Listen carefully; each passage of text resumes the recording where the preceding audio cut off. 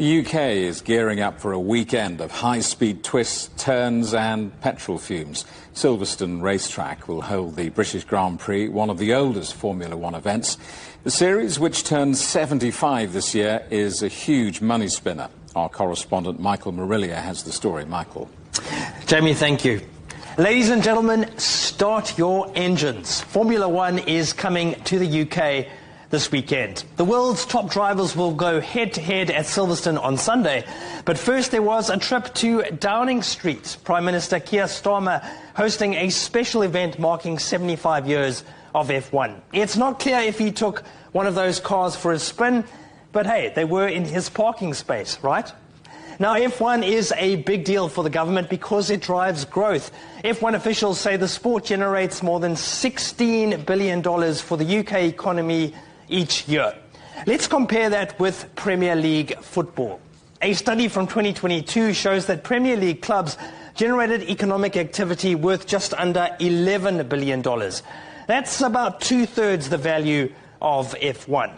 Now, that doesn't mean F1 is more popular, but it is expensive to run a team. $18 million just to build a car, for example. That means economic activity linked to F1 is high-value activity. 7 of the 10 teams have factories in Britain, and that has a ripple effect. At the same time, F1 is attracting more fans, partly thanks to the Netflix documentary Drive to Survive. Research firm Nielsen Sports conducted a survey of F1 viewers last year. 25% said they became fans while watching the series. All in all, F1 now has 750 million fans around the world. It really is a force to be reckoned with, both on and off the track. Jamie? Michael, thank you for that. Let's talk to David Bailey, the Professor of Business Economics at Birmingham Business School. David, welcome back. So here we are, burning too much petrol, driving too fast and carrying only one. In these times of environmental awareness, F1, I guess, is naughty but nice, isn't it? Absolutely naughty but nice. Many of us love it. I'm a complete F1 nut. Been to Silverstone many times. I mean, you're quite right in the sense that these cars are powered by fossil fuels. They fly all over the world, the teams, and then fans go to see the races. So in terms of burning oil, this is not great for the environment. Equally, a lot of great technological developments have come out of the industry, things like hybrid engines, better engines, connectivity. So from a kind of industry point of view, it's a fantastic laboratory, often said to be the fastest R&D lab in the world. F1 used to be the preserve, perhaps some might say, of middle-aged men, petrol heads, perhaps like you and even me. Why do you think it's growing its base, and in particular attracting more women?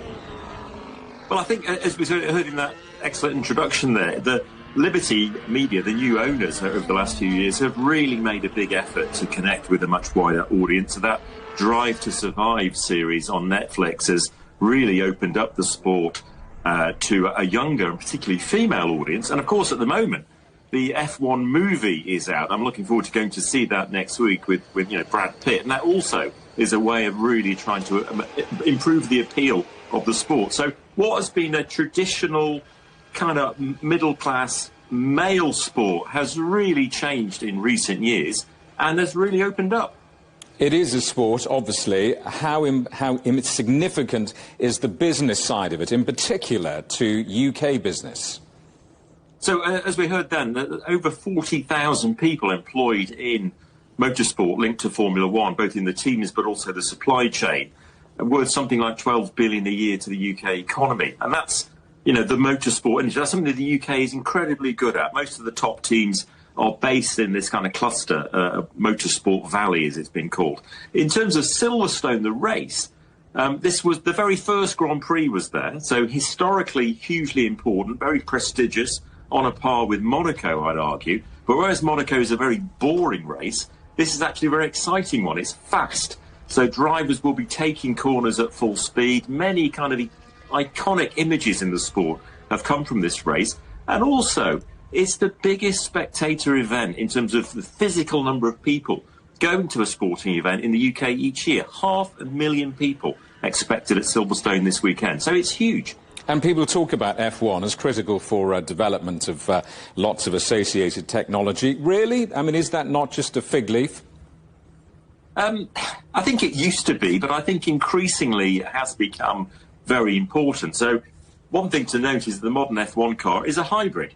So when the cars brake, energy's put back into the battery, and the drivers use that with a little boost button to give them an extra squirt of power to overtake. That's been important.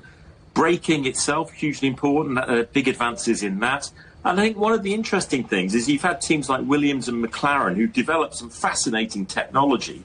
They've spun that out into other industries. So even the efficiency of how you organise a pit stop, they've kind of taken those ideas and then put them into everything from health to air traffic control. So it's been a hugely influential industry, I think. David, good to talk to you. We can tell you're excited by it. Enjoy the F1. Absolutely. Good to see you.